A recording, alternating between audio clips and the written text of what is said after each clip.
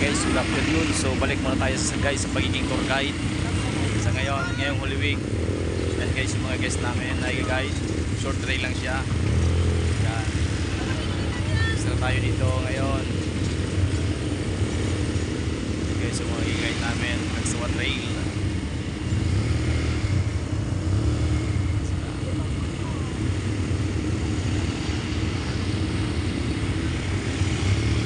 Nakalipa ko guys sa trabaho ng isang linggo.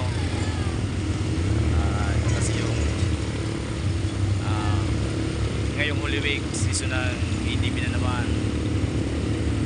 Sila nagpo-practice sila. So bago kami pumunta sa actual na trail, magawa muna kami ng practice para makabisado ng guest yung pag-drive ng ATV. Yan guys yung mayon.